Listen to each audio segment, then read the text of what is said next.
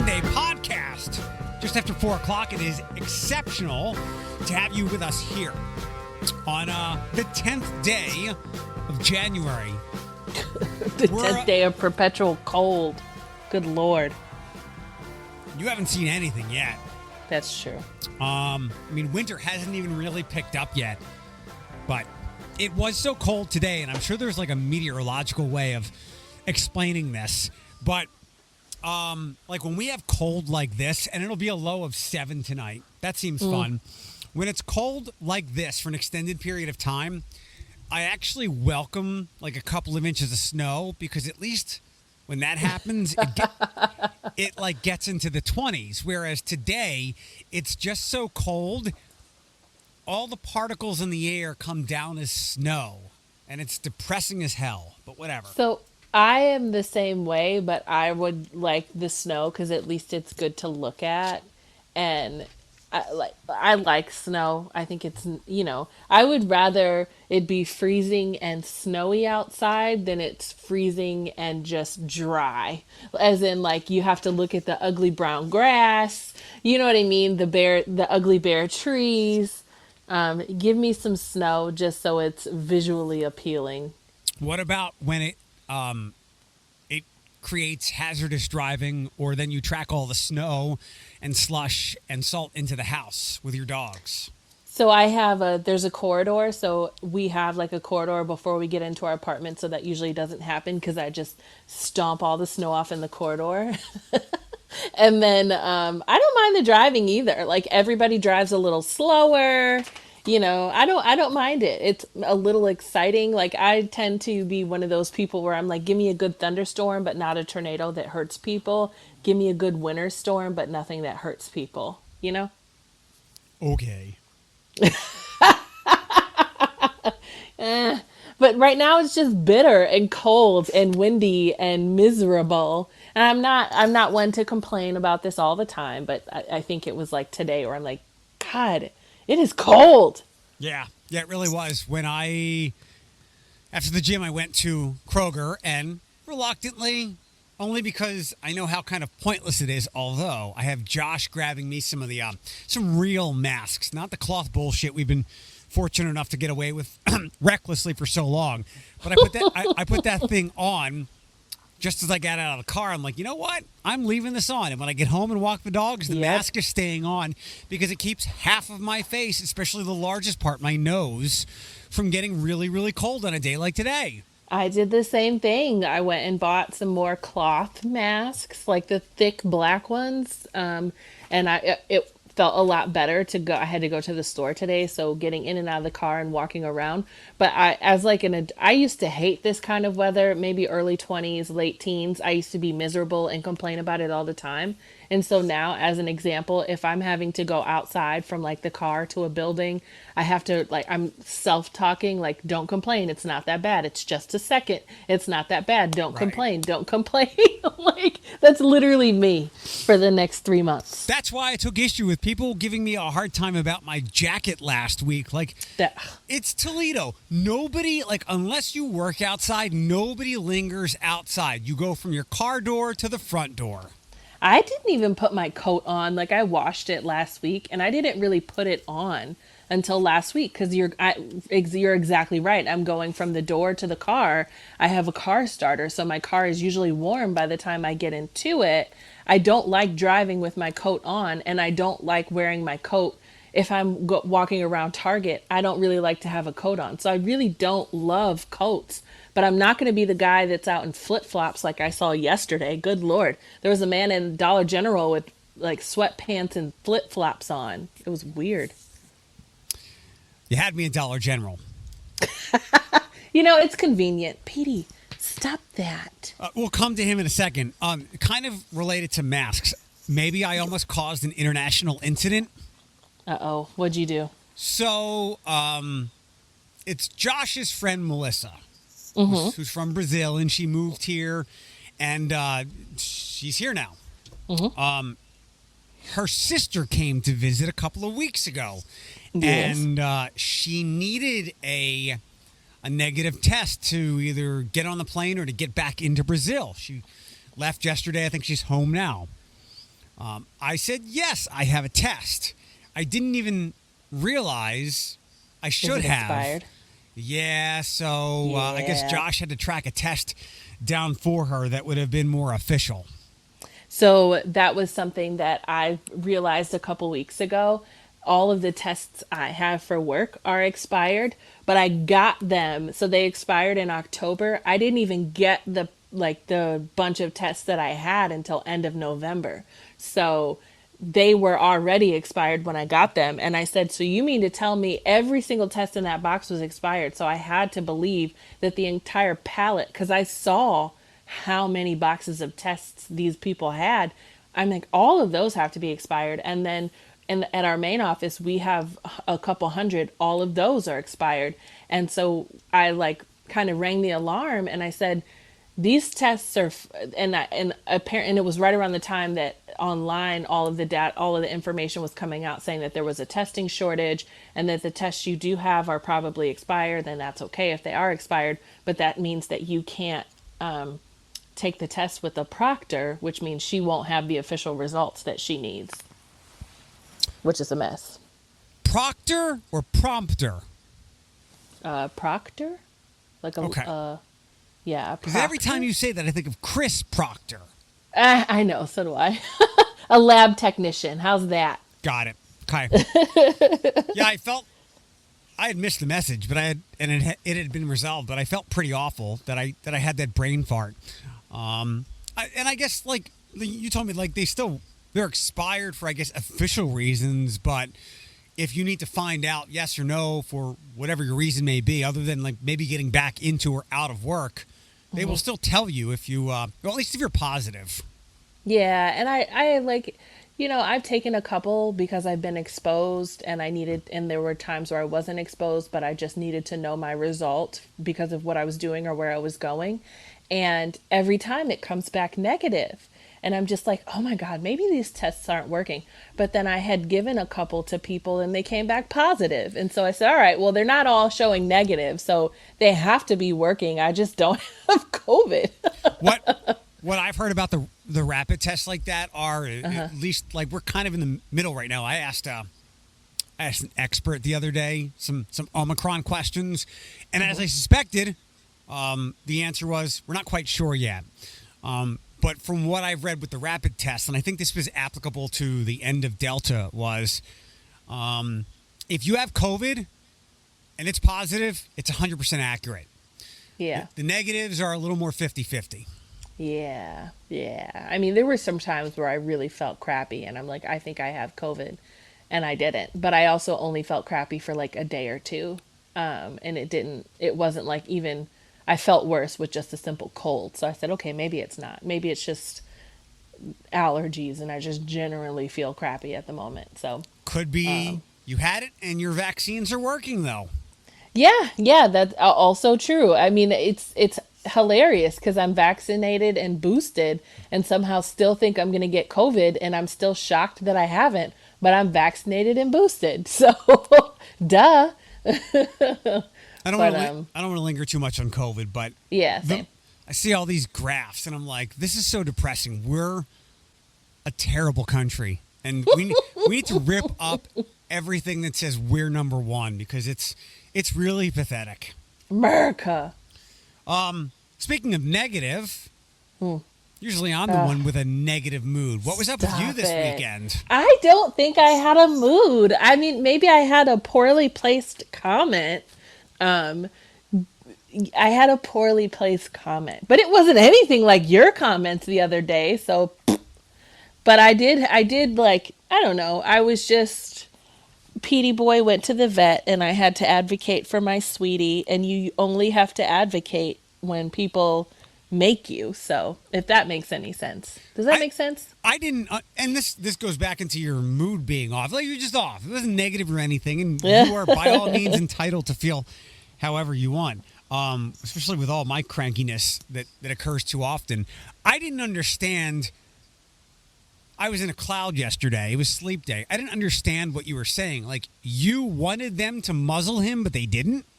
Yeah, so Pete has to be muzzled when he goes to the vet. They have always supplied the muzzle, so they have one. So a couple of years ago, when he doesn't like people too much, definitely doesn't like the vet. He's fine, like in general at the dog park, and when he's around people, he's not bothered by them. But if you walk up to him or if you have to touch him, that's when he's like, back up. So at the vet, they have to do that. Can you hear me okay? Yeah, that's just weird that they wouldn't normally do it. Well, so the very first time they I had gotten an idea that they were not wanting to muzzle him. I think the vet was more, I think she was leaning more towards like, "Oh, it's fine. I just need 5 minutes with him. He'll be fine." Like kind of like I'm the dog whisperer, so I don't need to muzzle any dogs because I like all dogs are good with me, and I was gently like, "No, ma'am. Nobody is the dog whisperer with Pete. There is no Pete whisperer here. It's not going to work. You need to muzzle him." And she didn't, and he bit her. And I think we talked about this on the pod. And his bite is again because he's scared. So it's not an aggressive bite. I know that's strange to say. It's not an aggressive bite. And so she's like, "Oh, he did bite me, but that's okay. He didn't break the skin." And I'm like, "Well, what if he would have broke the skin? Wouldn't have been my fault. Would have been your fault. Like, wouldn't have been Pete's fault. You're the one that said you weren't going to muzzle him." And so this yesterday, again, it's even in his file to make sure that they bring out a muzzle for me to put it on him. Because the other problem is COVID, we're not allowed to be in the rooms with them. So that comfort that he had of knowing his mom was there is not there anymore. So I have to drop him off and leave him there for the day. So when the vet tech came out, she just brought the leash and I said, "Oh no, we need a muzzle." And she looked at me and it wasn't even like she was like, "Well, what do you," she's just like, "No, we're not muzzling him." She said it as if she was his mom. And and I immediately my blood started to boil a little bit just in the way that she said it. And I said, "What do you mean?" And she's like, "We're not muzzling him." And I said, "Yes, you are. We need a muzzle for him. That's not how this works." And she's like, "Well, I can get an e-collar." And I said, "That's fine if you want to get an e-collar." And she ended up coming out with a muzzle. And I put the muzzle on him. And then she tried to, in her defense, she's never worked with Pete and I before.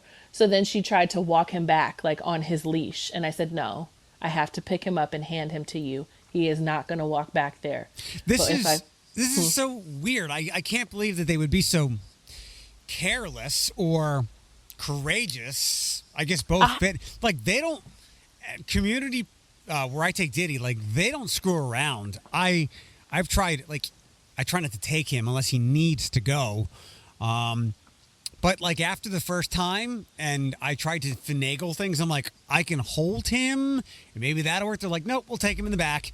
And now whenever he has a visit, I have to get him some sedation medication. They don't screw around. so I don't, that's why I was so thrown off. And I think I'm going to be honest, I was a little furious because again, I've never met this person before. So I didn't know if she was new or we just hadn't interacted with her, but she wasn't kind, if that makes any sense. And it was like I stopped her in her tracks when I said, "No, he needs a muzzle." And she's like, "We're not muzzling him." And I'm like, "What do you mean?" And then when she kind of disagreed with me, I was like, "Wait a minute. Like, that's kind of like I'm taking my kid to get a haircut and they're like, 'Well, we're not going to trim them today. We're not going to cut their hair. We're just going to give them a trim.'" And it's like, "No, they're getting a haircut." So it threw me off. And so I started to get a little like, I was like short of breath and everything. Like my heart rate was increasing and I was like, "Excuse me?" So then she brought out the muzzle. He went back. It was fine. I do know. So what they explained. So I called them today actually just to verify what their policy was with muzzling dogs. Because I said, if I'm doing something that is against your policy or is a liability, then you need to let me know. Because this is the second time this has happened with you all. And so I got the office manager and she's like, "Oh, you're Pete's mom." And I said, "Yeah, I am. This is what happened." And she said, "No, we don't have a problem with muzzling. It's even in his file. There's a note in his like virtual file to make sure that he's muzzled and that mom puts it on." And I said, "Okay, great."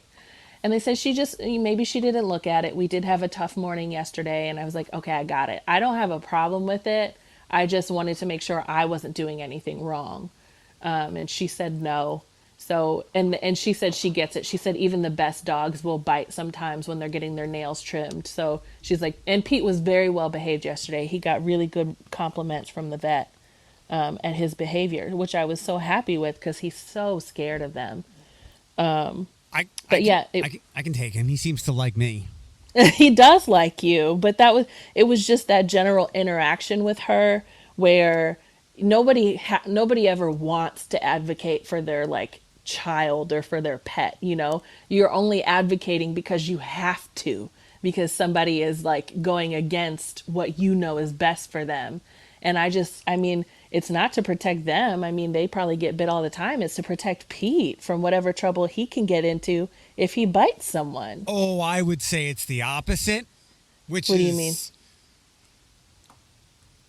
to protect the techs. I mean, these are animals, and we know them well, but we are handing them over to strangers.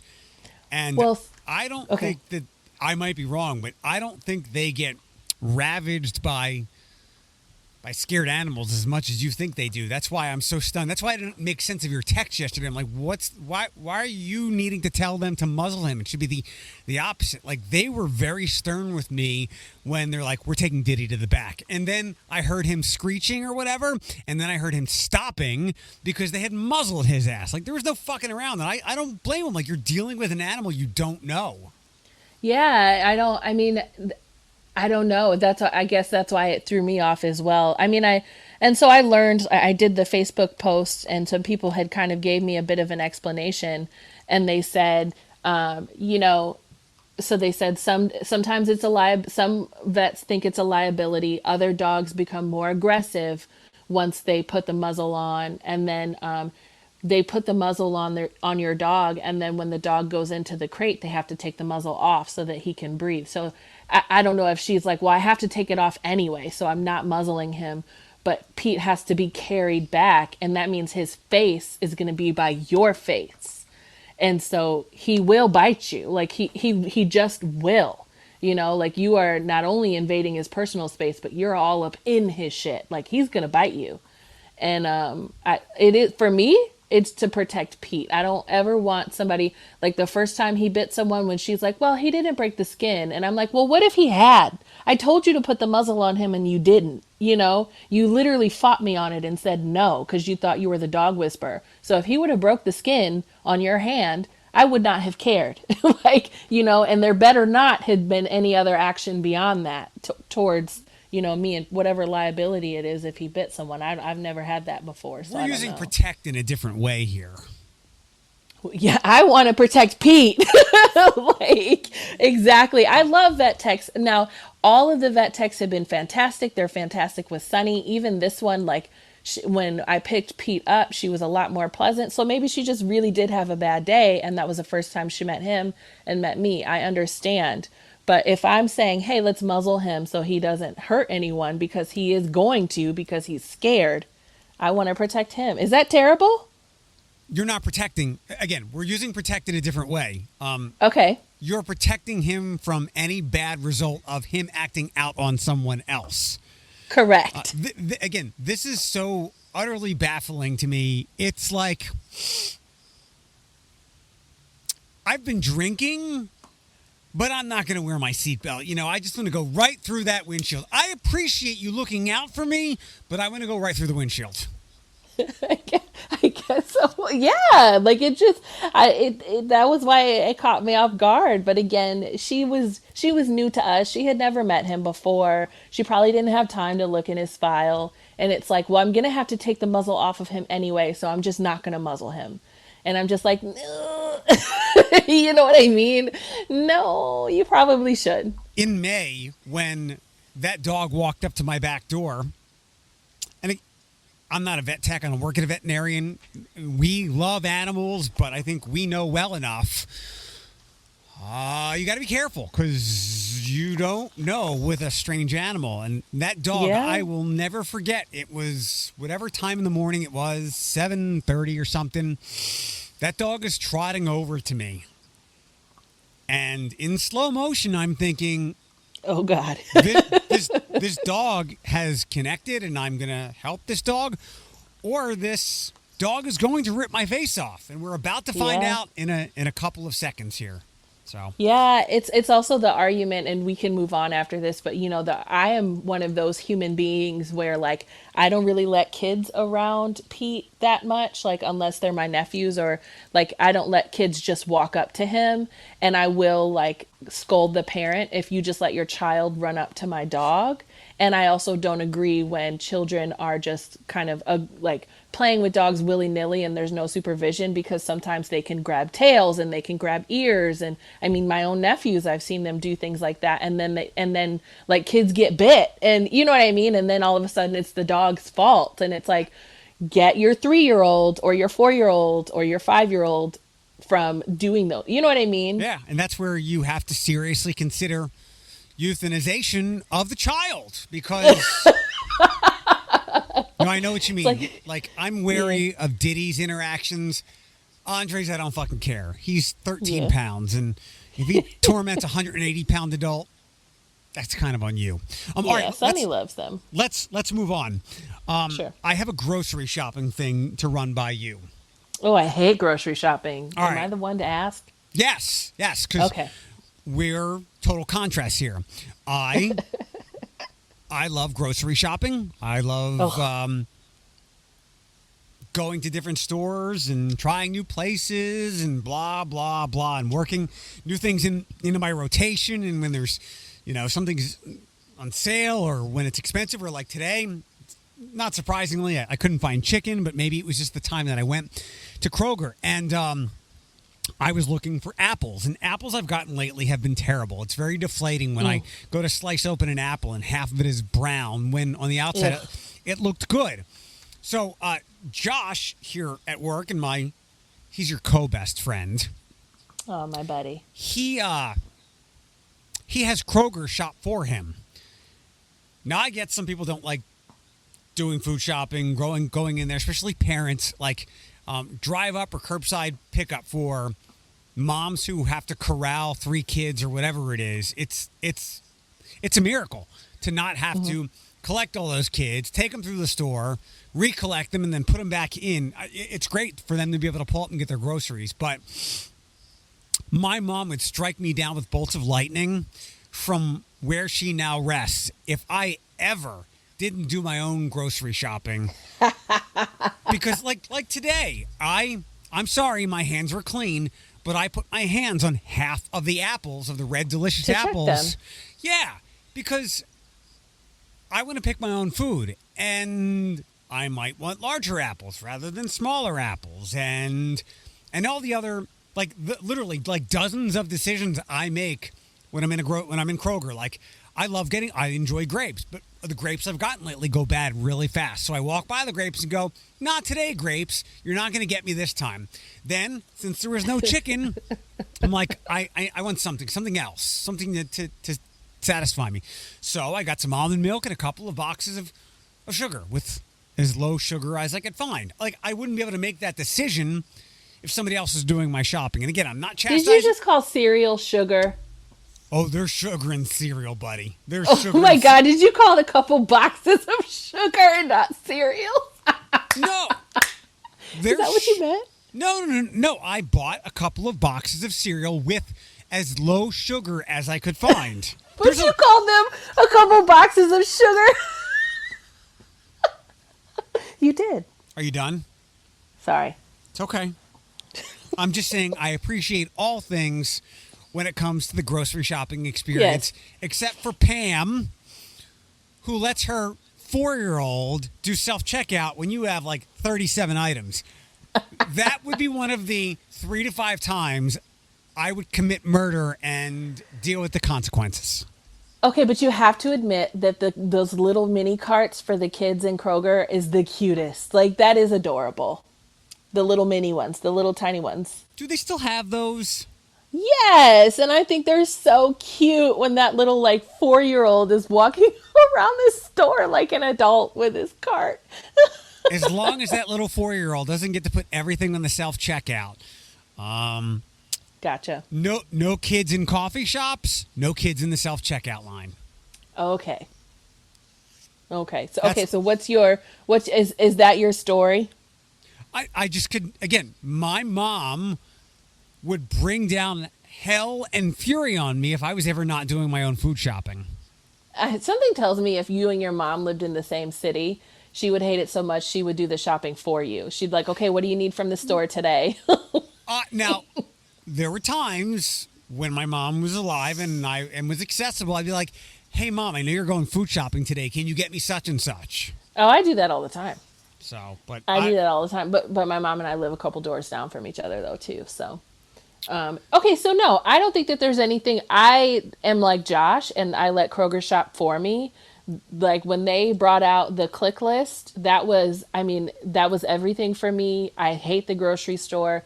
I look at the grocery store the same way I look at the gym right now. Like I don't ever want to go, and then after I go, I feel really good about myself. I'm like, oh, good job, girl. But I would touch all the apples too. So I don't think you did anything wrong. I think it is, if you're not somebody that gets fruits and vegetables and you don't clean them, like when you get home, or clean them before you use them, that's on you, because I'm going to check avocados and apples and you know what I mean? I'm going to check and make sure there's not like bruises in the tomatoes before I get them, or that my herbs like cilantro and parsley aren't like half spoiled on the bottom side. Like I'm going to pick those up and look at them. So I'm with you. I don't think what I did was wrong by touching everything, because I'm going to do that because I want to pick what I like. But to have somebody else do that, I do. And that's fine. Like it's just one of our differences. So I got the last time I click list. In fact, it's still in my refrigerator and it's still perfectly good. Is they got me a cabbage the size of like the fucking moon, like a head of cabbage that was so big. I've never seen a head of cabbage so big in my life. Like it takes up half my a large amount of space in my refrigerator is what it takes up. But I don't care. Like I love click listing, and on a practical side of things, it helps me like keep control of my budget. So because I'm looking at the running total, and so if I say I'm going to spend $60 on groceries, I can stick to it because I see that total compared to grabbing like a bag of chips that Thomas wants, or like a candy bar because I see it, and I'm almost always grocery shopping hungry because I either go after work or on a weekend if I can bring myself to do it, and I'm always hungry. So that's another fantastic aspect of ClickList, or somebody doing your shopping for you. You won't stray from your budget or buy things that you know that you shouldn't be getting. Right. Back to finish this up, back to the bruised apple thing. Like if, let's say, a Thomas was doing my shopping for me, and I got an apple and cut it open, and it was bruised inside, I would Natalie Weisberg right back to that Kroger. I would hunt down Thomas and excoriate that person for that bruised apple. Now, if I picked the very same apple that Thomas did and cut it open, I would just be upset. But because somebody else did it, I would have that person's job. Yeah, I mean, yeah. So you do leave yourself susceptible to that, them not getting that all the way right, or like it's like, now good and well that this was not an appropriate apple, or like what is this, or so that's absolutely true. That I mean, but you leave yourself open to that. I'm willing to take that risk. If it means I don't have to. I will even go as far, and people are, maybe it's just my Kroger, but people are getting really bold with your click list. They've been behind because they're short staffed, and so it's not as convenient as it was. So you may be waiting like 20 to 30 minutes to get your groceries brought out into your car. There was one day where I waited almost an hour, and now they apologize. They're like, hey, we're very sorry. We're short staffed. We're running behind. They may even call you in advance and say, we're running behind. Instead of coming at 6, can you please come at 7:30? And then even then you're waiting. I've seen some people be so disrespectful. And one time the girl came out and she's like, I'm so sorry. I said, you don't have to apologize to me. You just got all my groceries. If I had the audacity to have somebody else get my groceries for me, at the very least I can be nice to you. Good Lord. I've heard about people being nasty to those people, and you bring up a great point. God. Like you're doing me a service. You could have hauled your ass in there and gotten it. Exactly. And I would also allow, maybe not murder, but definite bodily harm if somebody went sideways on someone who brought them their groceries for no reason at all. Like if you had a shitty day, I'm sorry, you got to reel it in. This person, it's the same as like people at retail, people in Yeah. restaurants. Like this is another layer of that. Like these people will leave their jobs and they're really helping you out. So I I would be agree. okay with some kind of physical harm. I have a pen in my hand right now. I'd be like, hey, let me take your glasses down for a second, lady. Then bam, pen right in the I eye. I mean, there was one guy that literally got out of his car on more than one occasion, put his hand on his hip, and like just stood there looking at the door, waiting for them. I'm like, are you like, what is going on here? You're not, it's not, they're not going to come to your car any faster because you're standing there with your hand on your, like, it was a very meme worthy stance. And I'm just like, what are you doing? You lazy bum. Like, you're just like the rest of us. Click listing, so that you don't have to grocery shop. Like, be nice to them. These little high schoolers, like, running ragged trying to get your food. Want to see a magic trick? Ta-da! Yes. It's gone. Hilarious. Last thing. Unless you want to get to other stuff, by all means, the floor can be yours. Just want to hit this real fast, then I'm good for today. Sorry for the delay, getting going today. I was curious last week, I saw the Port Clinton high school football coach, and they had a longer run than anybody in the area into the state playoffs. I think they were in the semifinals and they lost. This guy was super successful, like 41 years old, and he just up and left. Wow. And I was surprised. Now, that's unusual. We do have another thing to get to that's unusual. We'll get to that, though. And I found out today a very good story by David Briggs, who is an excellent writer and an excellent storyteller. That Port Clinton football coach, I think his name is Bo Carmen. That is the football coach's name. Healthy guy. I think he played college football, 41 years old. And he had some chest pain. And he managed his way to some services. Do you know what your blood pressure is? I don't know what my no, I don't know what my current reading is, but I know sometimes I trend high and I have to work on it. Mine, fortunately, knock on wood, has always been pretty low. It's like 115, like it's in one in the teens, and 75. I think mine's 130s. Okay.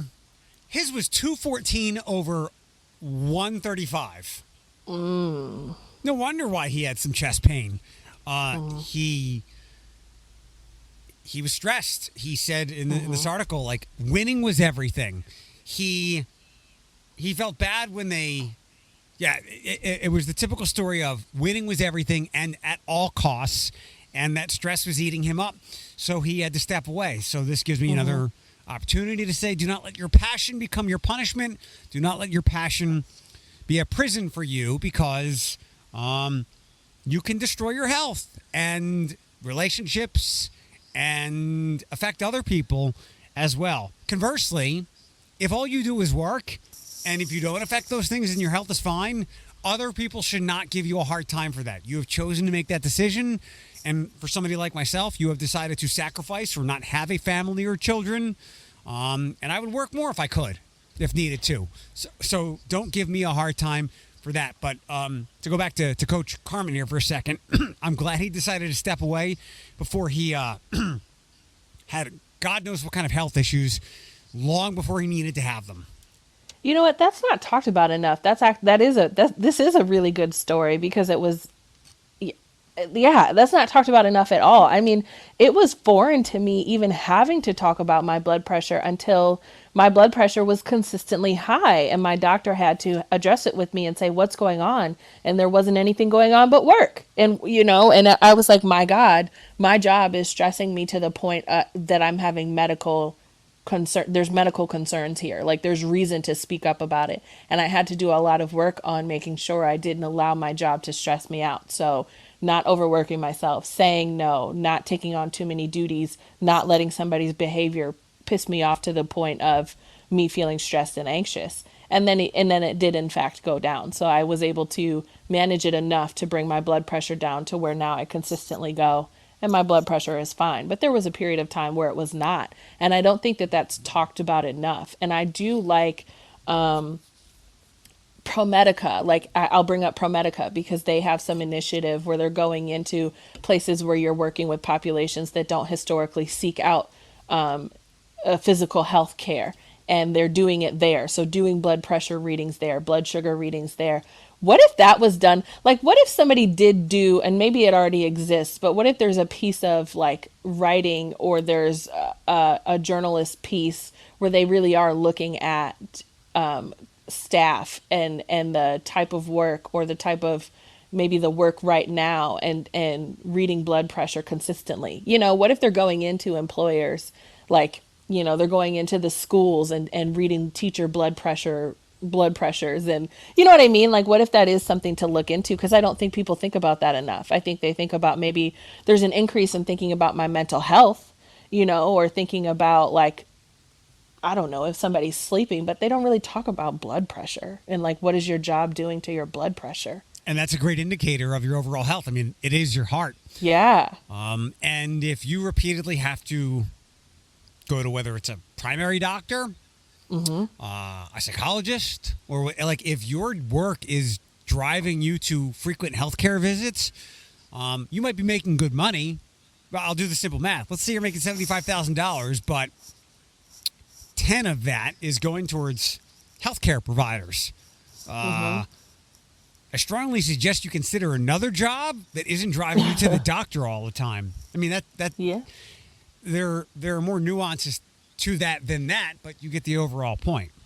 Yeah, I mean, I think that there's a lot of people that that don't have value, that don't feel like they're valued as a employee unless they're running themselves ragged. Like, unless they're joking about, oh, I really have to take my time off, or I really have to, like, not check my emails on the weekends. Like, and it's a joke, because the norm is to check your emails at night and on the weekends, is to not take time off. And I mean, I even suffered from that, where I really didn't feel like I was a hard, dedicated, commendable worker until I was working myself to death. Like, if I was just doing the bare minimum, not necessarily the bare minimum, but if I was just doing my job as it was intended, that wasn't enough. And I think that we just, in general, as like I hate to say as a society, because I feel like it's very broad, but we do the value we place on work and hard work and the traditional working worker is way too much. Because if you work too hard, you could die. And they'll just give you more work. They're like, oh, great. Well, we'll just give you more to do, because now we know you can do this. No, you're dead now. You're lying Yeah, down that's on true. the job. You're fired now. It's true. In a very morbid segue, dying too young. Bob Saget, dead at 65. I just came across a story that was updated an hour ago, and I didn't see any new details, but you might have seen this by now. It says no drugs or foul play. In this hotel room, I think he was getting ready. He was on a comedy tour, and I'm not the uber Bob Saget fan like some people are. In fact, I grew to dislike Full House because my brother watched it. He kicked me off. He kicked me off the TV every day when Full House would come on. So I had a disdain for it, and to watch Bob Saget turn into like potty mouth comic was interesting. I might be wrong, so correct me, but watching some of those stories that he would share, he seemed... You don't just die at 65. Something was wrong. There was an underlying health issue. Yeah. No drugs at the time, but perhaps a history of drug use. I don't know. I don't want to speculate too much, but no healthy person just dies at 65. And again, back to his second career as this potty mouth and lovable comedian, he seemed like he had some demons. Am I wrong? No. So no, you're not wrong. I mean, he created an image for himself as like America's dad, Full House, America's Funniest Home Videos. And then like, when that was done and he continued his career and it kind of changed and morphed into something different, you were really able to say like, okay, but I like this guy. And everybody, I think there's a lot of people that were just shocked. I was shocked when I saw that, and it's weird in many ways, and I never thought that I would be like stuck on Bob Saget passing away, if that makes any sense. Like, I don't speak about Bob Saget on a weekly, monthly, or even bi-yearly basis, or you know what I mean? Like, I don't remember when's the last time I said his name, or saw something and said, "Oh, Bob Saget." Like, I don't think about him much, but as he's passed away, it's kind of like, "Oh, that's awful." And myself and probably many other people are waiting, eagerly to find out what he passed from, because I was listening to the radio today and Charlemagne said, "I need to know what he died from, because I can't just wrap my head around a healthy 65-year-old just like died." You know what I mean? A quick interjection. So there was an autopsy this morning. Full results could take up to 3 months, but the initial findings showed no evidence of drug use or foul play. Right. So we're gonna have to wait. And it's not often I find myself on the same page and thinking of as Charlemagne. But yeah, when you're Right. when you just don't die at 65, and he was out on tour, so I'm curious to see if other family comes around. And if I have misspoken that he had some demons, and when I talk about that, I mean like depression. I would not be surprised if that arose, but yeah, that's way too young. And after Betty White last week, boy, if you had a 90s sitcom, you better watch out. The Grim Reaper is looking over your shoulder. After Betty White, there was a lot of posts where it's like, here's a couple people that we need to protect. Here's a couple like icons that we need to make sure we protect. And it was like Morgan Freeman and James Earl Jones. Nobody said Bob Saget. And then here we are, Bob Saget. And it's just kind of sad. And I think that it was, at least for me, if a healthy, 65-year-old man can just up and die in his hotel room, I think of my mom, I think of my uncles and my aunts, and I think of even my brother. And I'm like, God, do we really not have that much time? It's like you think you have all the time in the world. And as strange as it is, Bob Saget, who we don't talk about ever, makes you think like, no, you don't. Let me put on my doctor's hat here. The only thing I can think of, and this is how I'd like to go at whatever age, because you don't know until it happens. Otherwise, you're healthy. It's like a brain aneurysm. Yeah, or maybe a heart attack. I mean, healthy people still have heart attacks, but like brain aneurysm, or a heart attack. Yeah, but usually with heart attacks, like the coach we just talked about, there are some early indicators, whereas the aneurysm, you're just here and gone. If he was doing a lot of traveling, there could have been some blood clotting. Yeah. Because he was on a tour. So that's something to think about, especially if he's older. I think you got to wear like compression clothes now when you travel and you're older, if you travel a lot.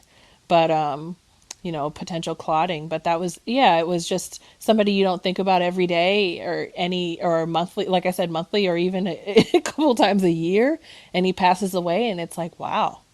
It just makes you think, oh God, Pete's about to bark. It just makes you think, Muzzle that dog. Thomas is home. All right.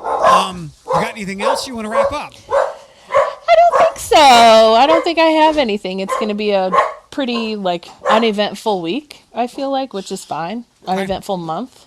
Couple of interviews tomorrow, then Mary from the Blade on Wednesday. So we'll catch back up again, at least on the podcast on Thursday. Yeah, that sounds good. Okay. I'll text you later. Okay, bye-bye. No, bye-bye. Bye-bye. Better.